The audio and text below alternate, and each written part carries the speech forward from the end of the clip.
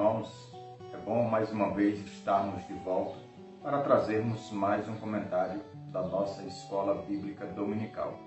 Esta feita nós queremos trazer um breve e sucinto comentário com base no capítulo 10 de Hebreus, pois esse trimestre nós estamos estudando a carta de Hebreus e as 3 últimas lições nós vamos estudar sobre a carta de Tiago. Então, a lição de hoje nós temos por tema: agora temos livre acesso a Deus. Essa lição de hoje é a lição de número 7, onde nós iremos aprender de uma forma detalhada acerca das informações contidas aqui no capítulo de número 10 de Hebreus. É um dos capítulos onde a gente tem observado que o autor do livro de Hebreus, ele vai trazer para nós evidências acerca da nossa posição em Cristo, pois nós vamos ver que nós precisamos ter ousadia e confiança para chegarmos no Santo dos Santos, um lugar aonde no Antigo Testamento, na primeira lei, a gente aprendeu isso já, que só o sumo sacerdote uma vez por ano tinha acesso. E lá ele não podia ficar por tempo indeterminado, né? Ele só entrava e oferecia ali o sangue do animal, colocava sobre o propiciatório e logo teria que sair. E a gente vai ver que na nova aliança isso acontece de uma forma diferente. A gente vai ver que todos nós vamos ter acesso a Deus. Aquilo que no Antigo Testamento, na Antiga Aliança, na Antiga Lei, era, vamos dizer, que de uma certa forma limitada, e a gente precisa destacar que na verdade era só uma sombra da realidade. E a gente vai ver que o autor aqui do livro de Hebreus, no capítulo 10, ele vai falar muito sobre essa verdade, de que os judeus, eles tinham como, vamos dizer que como amuleto a lei que recebera por meio de Moisés, onde o mediador era Moisés. Então ficava difícil para um judeu, de uma certa forma, receber ou recepcionar a mensagem do autor do livro de Hebreus acerca dessa nova aliança. Porque era uma mensagem que os avós deles tinham passado para eles, os pais, e aí eles vinham crescendo com essa ideia de que a lei era algo muito precioso e era o mais precioso que eles tinham na vida. Aí chega o autor aqui de Hebreus dizendo que aquilo que eles tinham um zelo tão grande era só uma sombra. Era como se fosse algo ilusório, que por trás ou mais adiante estaria, vamos dizer que o fato real. Um fato que agora era concreto. E tudo isso era muito melhor do que aquilo que eles guardavam com tanto zelo, que era a lei. E a gente vai observar que o autor do livro de Hebreus, aqui no capítulo 10, ele vai dizer que essa melhoria para a vida daqueles que recepcionassem essa mensagem, que era Jesus Cristo. Que Jesus, ele é muito melhor do que a antiga aliança, porque nos dá livre acesso ao Pai. Então, por meio do sacrifício de Jesus, nós temos acesso ao Pai. Aquele véu que separava lá no Antigo Testamento, ele foi rasgado de alto a baixo, dando a ideia, como bem diz aqui a nossa verdade prática, dando a ideia de que essa ação para que esse muro fosse rompido, que essa barreira de separação ela fosse estipada, veio de Deus. O véu rasgou de alto a baixo, não foi de baixo para cima, mas foi de cima para baixo. É Deus abrindo o caminho por meio de Jesus para que toda a humanidade tivesse agora acesso a Ele. Então te convido a ficar comigo para juntos nós aprendermos algumas informações, algumas lições concernente aqui o capítulo 10 de Hebreus. Mas antes de passar o nosso textuário, eu preciso agradecer e fazer notório aqui a ajuda que todas as pessoas têm, de uma certa forma, contribuído para com o nosso ministério. Pessoas que têm se inscrito no canal, outros que têm compartilhado os vídeos, outros têm deixado like, deixado na verdade, comentário compartilhado em grupos locais, e nós somos gratos a Deus pela atitude desses irmãos que sempre têm nos ajudado, sempre têm nos motivado. Então, o primeiro objetivo que eu quero apresentar aqui é contrastar os sacrifícios levíticos com o sacrifício definitivo de Cristo. Segundo objetivo, encorajar a confiança no poder deste sacrifício para nos aproximar de Deus. E o terceiro e último objetivo é estimular os alunos a permanecerem na fé e na comunhão.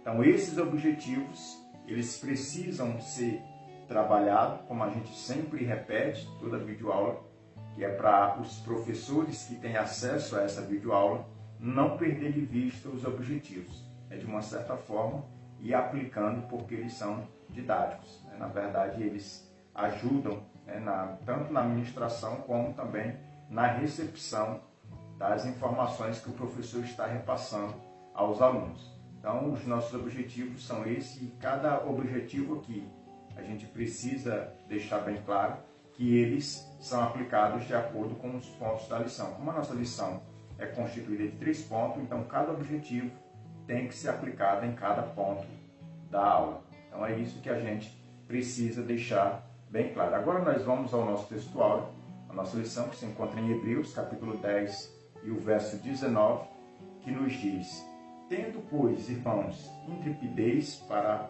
entrar no Santo dos Santos pelo sangue de Jesus.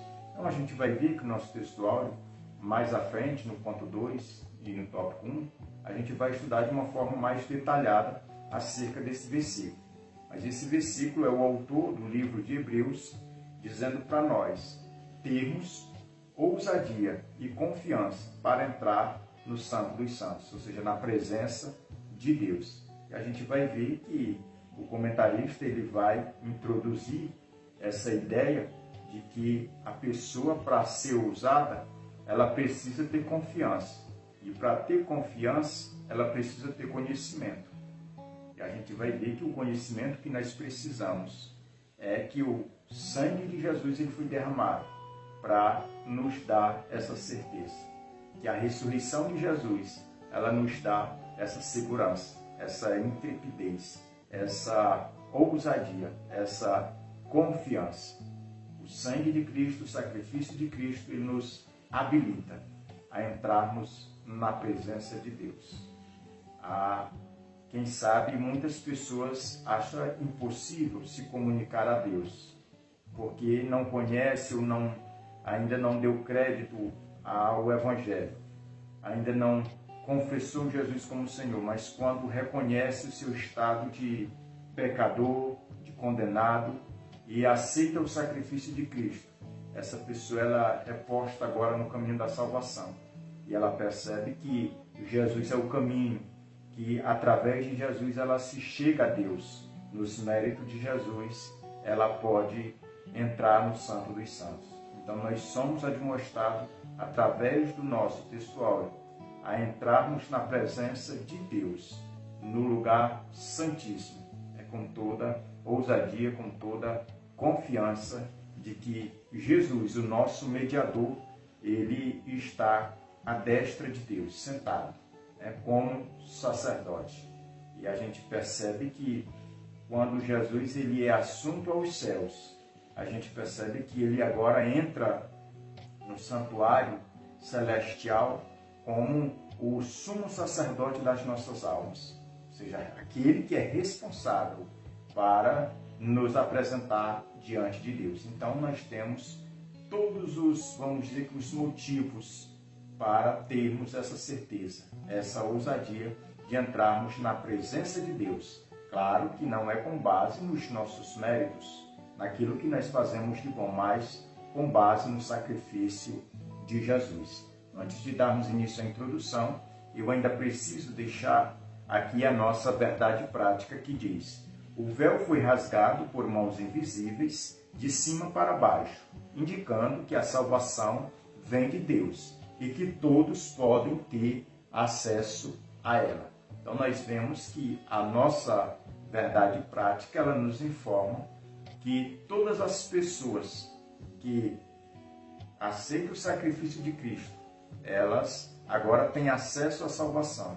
E tendo trilhado ou entrado nesse caminho da salvação, essa pessoa ela tem livre acesso a Deus. É isso que a gente precisa destacar.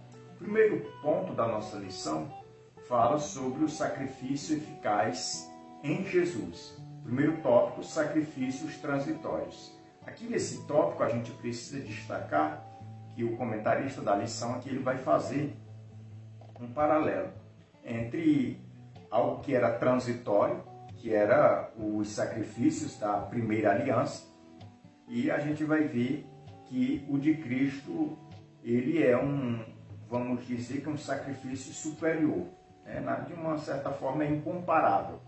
Mas o comentarista aqui no primeiro tópico ele vai apresentar sacrifícios transitórios, que eram os sacrifícios que eram apresentados na primeira aliança, né, que tinha prazo de validade. A aliança é essa que veio caducar, ela veio ficar velha, ou seja, ela foi dando espaço a um novo conceito, uma nova aliança, um novo testamento, um novo acordo que Deus fez. E esse agora ia ser encabeçado pela pessoa bendita de Jesus, nos méritos e no sacrifício de Cristo. Então, nesse tópico, sacrifícios transitórios, a gente vai ver que aqueles animais que morriam no Antigo Testamento, ano após ano, aquele mar de sangue de animais inocentes, eles eram só uma sombra, né, de algo que viria. É com base aqui no versículo 1 do capítulo 10 de Hebreus, onde a gente vai ler e vai entender, se parar para examinar com detalhe, a gente vai observar que quando se trata de algo transitório, o autor do livro de Hebreus, aqui no versículo 1, ele vai dizer que tudo aquilo era sombra de algo real, de algo que estava por vir. E é isso que a gente precisa destacar com relação aos sacrifícios transitórios, porque eram sacrifícios esses que tanto aqueles que operavam os sacrifícios haveriam de passar com as próprias ofertas, os próprios sangues ali de animais inocentes haveriam também de passar, ou seja, cumpriu o seu tempo, e aí caducou. É aonde a gente vai ver que vai dar início a uma nova aliança, que é o sacrifício de Jesus. Então, quando Jesus vem ao mundo, que dá início à segunda aliança, a gente vê que aquela velha, ela já não tinha mais nenhum valor. Poderiam realizar, mas não ia mais, na verdade, subir à presença de Deus, ter nenhum mérito, porque já tinha passado o seu tempo. É isso que a gente precisa deixar bem claro. É aonde pode surgir na nossa sala de aula alguém falando, mas se alguém que se propõe a viver debaixo da lei, a guardar o sábado, a guardar a questão dos alimentos que os judeus guardam, essas pessoas elas vão ser salvas? Aí a gente vai ver que se ele estiver com a esperança na lei, não. Agora, se ele estiver com a esperança na graça, eles vão, de uma certa forma, abandonar esses costumes que não vai trazer proveito nenhum. Então, a gente precisa deixar isso bem claro. E para entrar na presença de Deus, para ter livre acesso a Deus, é só por meio de Jesus, é observando o sacrifício de Jesus. Segundo tópico, Jesus, o sacrifício definitivo. Aqui a gente vai ver, nesse tópico, que Jesus ele foi sacrificado uma vez para todo sempre. Então Jesus, quando ele é levado na cruz do Calvário, que ele passa por todos aqueles momentos de angústia, onde ele paga aquele alto preço, que não era para ele pagar, se fosse responder por si, mas ele estava respondendo pela humanidade. Então ele pagou de uma vez por todas. Ou seja, ele pagou o preço do pecado, né? Tanto no tempo passado, no tempo presente e no tempo futuro. Então não tem pecado nenhum que o sangue de Jesus aí não extirpe, ou seja, não levou estipado na cruz do Calvário. Então o sacrifício de Cristo, ele é definitivo. Não tem como Jesus voltar outra vez na cruz, sofrer outra vez para resgatar a humanidade ou a geração futura. Não, aquele sacrifício que Jesus fez há mais de 2000 anos atrás, ele foi definitivo. Ele foi uma vez para todo sempre. Não era como na primeira aliança, que todo ano tinha que morrer um bode expiatório. Todo ano tinham que sacrificar animais para a expiação do pecado da nação de Israel. A gente percebe isso, que esse primeiro tópico, quando fala sacrifício transitório, e o segundo tópico, Jesus, o sacrifício definitivo, eles estão, na verdade, em paralelo. A gente vê com evidências aqui que esse segundo tópico, o sacrifício definitivo, ele, de uma certa forma, ele está invalidando o primeiro tópico aqui. Terceiro tópico aqui, perdão e santificação. A gente vai ver que quando Jesus ele é sacrificado e ele se sacrifica, a gente vai ver que foi de uma forma eficaz. E quando a gente observa esse detalhe, a gente precisa entender que Jesus, quando ele foi morto na cruz do Calvário, que ele entregou o seu espírito ao Pai, ali automaticamente a humanidade ela alcançou perdão. Ela foi santificada. É por isso que quando nós aceitamos, confessamos a Jesus, nós entramos em um estado de santificados posicional. Nós somos santificados em Cristo. Não no nosso mérito, mas no mérito de Cristo. Aí depois vem a santificação progressiva, que é essa que todos os dias nós renunciamos o mundo, renunciamos os nossos desejos, renunciamos as propostas do diabo para agradar a Deus. Essa é a santificação aí progressiva. Todo dia nós temos que matar um gigante. Então, nos passos da salvação, existem esses processos. Existe o processo da redenção, existe o processo da justificação, que é a questão do perdão, porque o homem, antes de aceitar a Jesus, antes de aceitar o sacrifício de Cristo, a Bíblia diz que a ira de Deus tem essa pessoa, esse indivíduo como alvo. Mas quando essa pessoa aceita Jesus, a ira de Deus é aplacada. A ira de Deus, ela não existe mais, mas agora existe perdão, porque essa pessoa reconheceu o seu estado, reconheceu a sua condição e viu que em si não tinha mérito como se salva, a não ser no sacrifício de Cristo. Então, quando nós aceitamos a Jesus, entramos pelas portas da salvação, automaticamente nós alcançamos o perdão. E aí somos santificados. Então, quando nós aceitamos Jesus, que nós somos santificados posicionalmente na pessoa de Cristo, aí depois nós começamos a viver esse processo. Qual é esse processo? É o processo de aguardar a vinda de Jesus. E quando nós estamos aguardando a vinda de Jesus, nós precisamos aguardar em santificação, que é a santificação progressiva. Todo dia nós temos que melhorar um pouquinho mais do dia anterior. Todo dia nós precisamos ser melhores, crentes melhores. Terceiro, o segundo ponto, livre acesso a Deus. A gente precisa ainda destacar, antes de entrar nesse ponto, que a carta de Hebreus, alguns estudiosos eles vão dividir ela em duas partes. A primeira parte, eles vão dizer que essa primeira divisão ela vai ser do capítulo 1 até o capítulo 10, até o versículo 17. A segunda parte é do capítulo 10, versículo 18, até o último capítulo, que é o capítulo 13.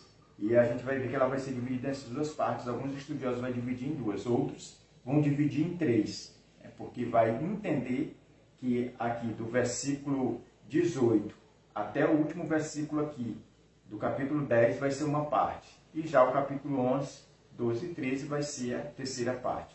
Mas, quando se trata dessa divisão, a gente precisa ter em mente que quem escreveu essa carta aos Hebreus era alguém que entendia do que estava fazendo. Ou seja, ele estava ensinando algo que ele vivia na prática. Então, por isso que a gente tem que entender que essa divisão, de uma certa forma, ela foi proposital. Porque a gente vai ver que a maior parte dessa carta, até o capítulo 10, do 1 ao 10, o escritor aos Hebreus, ele vai só trazer informação, explicando acerca de Cristo. Ele vai iniciar dizendo que Jesus é o Filho de Deus, é uma revelação de Deus, a última revelação de Deus ao mundo. Depois ele vai dizer que Jesus é superior a Moisés, a Josué, a Arão. Depois vai dizer que ele é da ordem de Melquisedeque.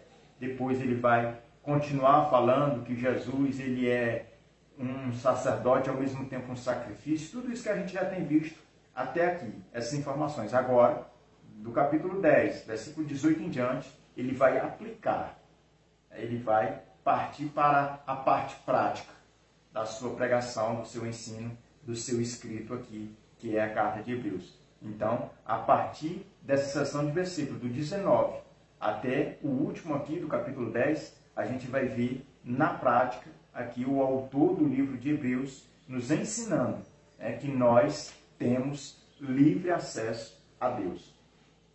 Primeiro tópico, tendo intrepidez. Perceba que para ter livre acesso a Deus, para entender essa questão de que nós temos livre acesso a Deus, nós precisamos entender que nós temos que ter intrepidez. O que é intrepidez? É a mesma coisa de ousadia. Lembra de quando o autor, o apóstolo Paulo, ele escreveu em uma das suas cartas que sobre nós não foi derramado um espírito de covardia, mas de ousadia. A gente precisa entender que o Espírito Santo que habita em nós é que nos dá essa ousadia, é que nos habilita a essa confiança, a esse conhecimento de entrarmos na presença de Deus com intrepidez. Essa intrepidez você tem que entender, e deixar isso bem claro para a sua classe, que não é uma intrepidez natural, que qualquer pessoa pode ter, não. É algo sobrenatural, é algo do Espírito Santo de Deus. É o Espírito Santo de Deus que derrama em nós essa ousadia, essa confiança de entrarmos no Santo dos Santos. É por isso que nós temos que zelar, entrar com muito cuidado na presença de Deus. Não é de qualquer forma, não é com uma vida bagunçada, mas nós precisamos entender que nós estamos entrando na presença de Deus. É com ousadia, é com confiança, e também nós precisamos ter esse discernimento, que para se aproximar de Deus, nós temos que ter uma vida santificada. Nós precisamos ter uma vida aí validada pelo Espírito Santo de Deus. Segundo tópico, Santo dos Santos. A gente precisa destacar a questão da dinâmica, que o comentarista da lição aqui está aplicando no ponto 2. Perceba que ele está aplicando aqui, de uma certa forma, a questão do tabernáculo, que havia aquelas divisões. Havia o lugar santo e o lugar santíssimo, que é conhecido como Santo dos Santos. Então, só quem tinha acesso a essa parte do santo eram os sacerdotes e levitas. Já o santíssimo, só o sumo sacerdote. Então, a dinâmica aqui da lição é que o comentarista está aplicando, é que nós precisamos ter ousadia de entrar no Santo dos Santos. E que é esse lugar que era um lugar de honra, era um lugar que o sumo sacerdote só entrava uma vez por ano. E não era para qualquer motivo, para qualquer coisa, era para levar ali a oferta ali pelo pecado. A questão da expiação do pecado da nação de Israel. Então ele levava em uma mão o incensário e na outra mão ele levava o sangue para colocar ali na ponta ali da arca da aliança, que era o propiciatório, que era a tampa da arca. E ali ele colocava ali algumas gotas de sangue. E a gente precisa deixar isso bem claro, que ele entrava ali de uma certa forma temeroso, porque ele cuidava de si mesmo e também por estar representando o povo. Então aqui nós somos exortados nesse tópico a entrarmos neste lugar, que o sumo sacerdote entrava uma vez por ano, nós entrarmos agora com ousadia, com confiança e com a certeza de que o nosso sumo sacerdote ele está lá naquele lugar. E não como os sacerdotes da primeira aliança, de pé, não, o nosso está assentado. O nosso tem confiança de estar naquele lugar. E nós podemos ir com ousadia nos méritos do nosso mediador, que é Jesus Cristo. Terceiro tópico, pelo sangue de Jesus. Perceba que, assim como na antiga aliança, o sumo sacerdote entrava com sangue de animais inocentes, a gente vai ter acesso a esse lugar com sangue ou com base no sangue de Cristo. Não é em qualquer sangue, não é em um sangue que não tem nenhum valor, não. Nós estamos com base no sangue de Jesus, porque o sangue de Jesus, ele é a habilitação, ele é algo que habilita todo ser entrar na presença de Deus. Todos nós temos acesso à presença de Deus. Não existe um outro método, não existe nenhum toque mágico, não existe nenhuma varinha mágica, não existe nada. Nenhum jargão, nenhuma palavra de autoajuda que vai levar alguém à presença de Deus, a não ser o sangue de Jesus. Então, o sangue de Jesus é, vamos dizer que o fator essencial que todos nós precisamos ter em mente para entrarmos na presença de Deus. Temos que ir com base no que diz que o sangue de Cristo foi oferecido por nós ali na cruz do Calvário. Porque hoje nós sabemos que existem muitos evangelhos por aí, pregando que para entrar na presença de Deus, tem que colocar Deus contra a parede, tem que determinar a cura e vai acontecer, porque você que está pedindo, tem que pregar prosperidade e algo tem que acontecer, né? E a gente percebe que esses evangelhos eles vão ganhando terreno, eles vão crescendo, entrando em algumas congregações, entrando em algumas famílias, entrando em alguns corações e se instalando. E a gente percebe que isso é uma afronta ao verdadeiro evangelho, porque a gente percebe aqui nesse tópico que para nós entrarmos na presença de Deus, nós temos que entrar com confiança no sangue de Jesus, e não com base vamos dizer que, com base em conhecimento de autoajuda ou de determinar algo e isso acontecer. Mas nós temos que ir com humildade, confiando aí no sangue de Jesus. Agora, o último ponto da nossa lição, novo e vivo caminho. Nesse tópico, eu preciso destacar que a gente vai ver que o caminho do tabernáculo, né, que entrava lá pela primeira porta e passava pela pia, passava pelo o altar do sacrifício, depois tinha acesso, né, ali aquela divisão das cortinas, entrava, aonde tinha a mesa dos pães, tinha um candelabro de um lado, tinha o altar de incenso, depois tinha o véu, aí depois que tinha o lugar santíssimo, ou seja, tinha um caminho, mas esse caminho era morto, porque esse caminho só conduzia à morte. Vou lhe explicar por quê. Porque toda vez que o sumo sacerdote entrava, ele já entrava para pagar uma conta. Ou seja, sempre ele pagava atrasado. E aquela conta, na verdade, ela não ia sendo estipada, ela ia só amontoando. Então a gente vê que ali ele estava levando nas mãos sangue de animais inocentes que não tinha nada a ver com a história. Não tinha nada a ver com os pecados ali da nação de Israel. Então a gente vê que era um caminho sem retorno, um caminho sem vida, um caminho que não gerava vida, mas um caminho de morte. Então a gente precisa entender que nesse ponto aqui, quando diz um novo e vivo caminho, a gente vai ver que o caminho aqui não é mais aquele caminho do tabernáculo, é um outro caminho que agora direciona a Deus. E ele é vivo porque dá a ideia de que quem está lá operando, né, no santuário celestial está vivo, está andando, né, no meio das igrejas, no meio dos cardeais. Então a gente precisa ter essa ideia que Jesus, ele é um novo e vivo caminho. Por isso que eu falei a nível de introdução que o autor do livro de Hebreus, ele encontrou muitos obstáculos com essa mensagem, porque era de difícil, né, recepção essas informações que ele tinha trazido acerca de que Cristo era um novo e vivo caminho, porque a cultura já impregnou isso naquela nação, nos judeus daquela época, de que a lei era o bastante, de que a lei era o suficiente, de que só através da lei eles alcançavam a presença de Deus. Então, a gente vai ver que o cristianismo, que é a mensagem do Evangelho, ele vai trazer essa nova mensagem, que era nova para aqueles judeus. Então, por isso que eles tiveram essa dificuldade de entender. Não tinha a mesma facilidade que nós temos hoje dessa compreensão. Mas lembrando que essa compreensão ela é ortogada pelo Espírito. É só mediante o Espírito Santo que vai abrindo o nosso entendimento para que a gente venha ter uma boa compreensão. Primeiro tópico, o véu rasgado.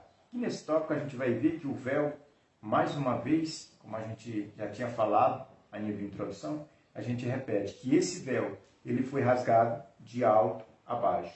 Era Deus dizendo, a questão da atitude de salvar a humanidade, de ter contato, de ter, quem sabe, essa via de mão dupla, parte de mim, a atitude é minha.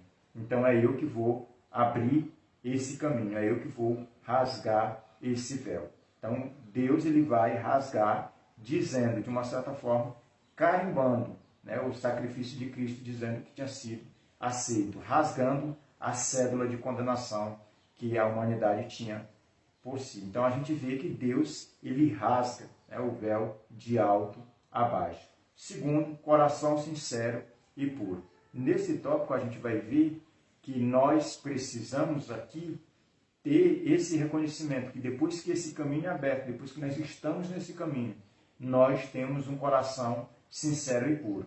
Porque você deve lembrar que na lição passada a gente falou sobre isso, que o primeiro concerto ele foi dado em tábuas de pedra. Já o segundo concerto foi dado aqui no coração e na mente. Então, as pessoas elas precisam ter entendimento que a salvação ela deve ser guardada na mente. É por isso que o apóstolo Paulo, quando ele vai falar sobre a armadura, né, do cristão, a armadura de Deus, tem o capacete da salvação, porque a salvação ela é guardada na mente. A partir, né, do cérebro, a partir da mente, é que vai ser gerada toda a atitude do ser humano. Então, todo ser humano, quando ele for tomar uma atitude, ele precisa entender, pensar que é crente. Então, o crente tem que fazer isso, ele tem que passar pela mente dele que ele é um salvo. Então, por isso que ele precisa ter, de uma certa forma, esse capacete da salvação e, ao mesmo tempo, ser fiel, né, a esse princípio, ao seu Deus, a esse conserto. E por isso que ele deve ter um coração sincero. Sempre fazer as coisas, né, com sinceridade. Porque o homem, ele enxerga o que está diante dos seus olhos, mas Deus não. Deus, antes que você faça, Deus já viu a motivação pelo qual você está fazendo. Eu sei que tem muitas pessoas que dizem que estão fazendo a obra de Deus, mas estão fazendo com a motivação errada. Uns fazem para aparecer, outros fazem para fazer grande o seu nome, para fazer notório o nome da sua família ou qualquer coisa do tipo. Mas Deus ele vê a motivação. Por isso que nós somos aqui chamados, né, à reflexão de que o nosso coração ele precisa ser um coração sincero. Ele precisa ser um coração puro. Porque tudo que é puro, tudo que é santo, só quem pratica é quem é salvo. É quem já experimentou esse vivo caminho, esse novo caminho que é Jesus. Então, se você vê uma pessoa que diz estar nesse caminho, mas está fazendo coisas que não demonstram sinceridade, coisas que são impuras, na verdade essa pessoa está se desviando desse caminho, está saindo do caminho e não está nem vendo. Então, por isso que nós precisamos a cada dia exortar uns aos outros com essas verdades. Terceiro tópico, a participação na igreja. Aqui a gente precisa ter um entendimento que o autor aqui de Hebreus ele vai fechar o capítulo aqui falando que Deus ele não vai se agradar daquele que retrocede à fé, ou seja, daqueles que dão meia volta e retornam para, quem sabe, a entrega total ao pecado. Então Deus, a alma de Deus, do Senhor, não se agrada em pessoas que retrocedem, em pessoas que voltam ou que olham para trás. Então a gente precisa entender que aqui, no finalzinho do capítulo, ele já está fazendo uma base para o que ele vai discorrer no capítulo 11. É onde ele vai falar sobre a galeria dos heróis da fé. E a gente vai ver que nesse finalzinho aqui, do capítulo 10, o autor de Hebreus, ele já vai deixar um terreno bem compactado acerca desta base que ele vai levantar o edifício da fé. Nesse contexto que ele vai dizer que todas as pessoas que vai aparecer no capítulo 11, eles tinham todos os motivos para abandonar a fé, se olharem para as circunstâncias. Mas a gente vai ver que as circunstâncias eram contrárias, né, à fé deles. Mas mesmo assim, eles apagaram o poder do fogo, mesmo assim eles foram entregues à fio da espada, mas não negaram a sua fé. Então é nesse contexto que o nosso último tópico aqui da lição, ele é erguido, quando fala acerca da participação da igreja. É porque existiam algumas pessoas nesse período aqui que já estavam se desligando, né, dos irmãos, da comunhão dos santos, porque achavam que se fosse pego, né, reunido com um dos irmãos, automaticamente eles já seriam condenados à morte. E então eles estavam andando sozinhos, desgarrados, né, não queria mais essa comunhão, essa coinonia. Então a gente precisa deixar bem claro que esse tópico, quando vai falar acerca das pessoas que não querem congregar, não tem nada a ver com a questão de congregar ou de mostrar aqui bandeira denominacional. Não. O que a palavra de Deus ela está dizendo aqui é a questão da coinonia entre os santos, né? Independente da denominação, independente da pessoa ser assembleiano, ser batista, ou ser de ministério X, Assembleia de Deus ministério A, B. Não. O que nós somos exortados aqui nesse tópico é que nós precisamos ter essa comunhão com todos os salvos, uns com os outros. Porque a noiva de Cristo é só uma, o corpo é só um. Nós precisamos entender que essa questão da denominação, ela não vai salvar, ela não vai ter a patente da salvação. E dizer, não, só da Assembleia de Deus que vai ser salvo, não. A gente precisa deixar isso bem claro, que quando se fala da questão de congregar aqui, é que nós, como igreja, não podemos perder a comunhão com os santos. Porque eu sou uma igreja, você também é uma igreja, todos nós formamos a igreja, que é o corpo universal, o corpo invisível de Cristo. E é esse corpo que Jesus vem buscar. É essa igreja invisível que Jesus vem buscar. Então nós não podemos perder isso, né, da nossa vida como objetivo, como foco. Essa comunhão ela precisa ser desfrutada entre todos os santos, independente da denominação. É isso que a gente precisa deixar bem claro. É claro que quando a gente faz parte de uma instituição, né, física, a gente também tem algumas responsabilidades. E é essa que a gente também, através desse tópico, é norteado a também estar dando, né, essa assistência em todos os aspectos, seja um aspecto cerimonial ou até mesmo financeiro, mas a gente tem que dar aí um certo tipo de apoio. É isso que a gente precisa também deixar bem claro. Então, que Deus nos abençoe. Até a nossa próxima aula, em nome de Jesus. Precisando de oração? Quer que alguém ore por você?